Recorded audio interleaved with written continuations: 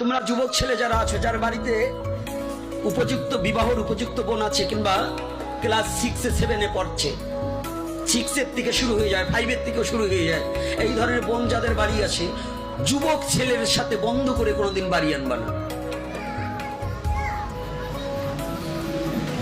সে যে ধর্মের হোক, তোমার ধর্মের ছেলে হলেও বাড়ি আনা যাবে না। বন্ধু পথের দিকে পথেই রাখতে হবে। রক্তে মাংসে গঠিত দেহ, এটা কখন কোন ভাবে হৃদয় হবে বলা মনিঞ্চ মতি ভ্রম। আমি যে ঘরে আছি, আমার ওই মা মনি তার মেয়েকে বলতেছে, ওই তোর দাদুকে, তোর দাদু, এই তো দাদু হয়, দাদুকে প্রণাম কর। তো মেয়েটা আমাকে প্রণাম করছে। আমি বলছি, শোনো, আমি কিন্তু কাউকে দাদু দিদি বলি না। কেন বলি না? যখনই দিদি বলবো একটা নোংরা আলাপ এসে যেতে পারে নাকি? আর যদি তোকে মা বলি, মায়ের সাথে কোনোদিন কোনো সন্তান নোংরা আলাপ করতে পারে কি বাবা? আমি কিন্তু ওকেও মা বলি, ওর মাকেও মা বলি। এর কারণ কি? মেয়েকেও মা, মাকেও মা। মা বললে মায়ের সে পবিত্র ডাক আর পৃথিবীতে হতে পারে না, পবিত্র ডাক হতে পারে না।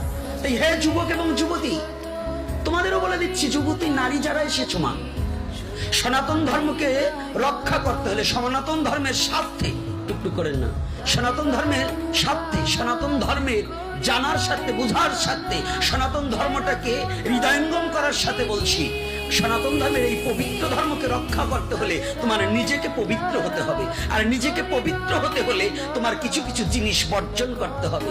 তার প্রথম হচ্ছে তোমার এই বাহ্যিক বন্ধুকে পরিত্যাগ করতে হবে।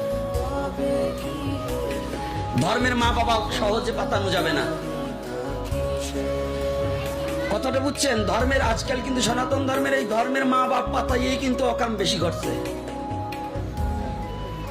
রাগ করছেন নাকি কর্তারা?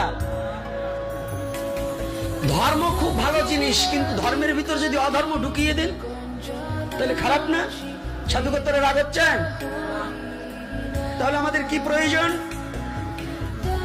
আপনাদের শিশরের হাত রেখে বলছি, যার বিবাহর যোগ্য কন্যা ঘরে থাকবে, সে হরিবাসরে যেতে হলে কন্যাকে সাথে করে নিয়ে যাবেন, নচেত শুধু কন্যাকে বাড়ি একা রেখে হরিবাসরেও যাবেন না।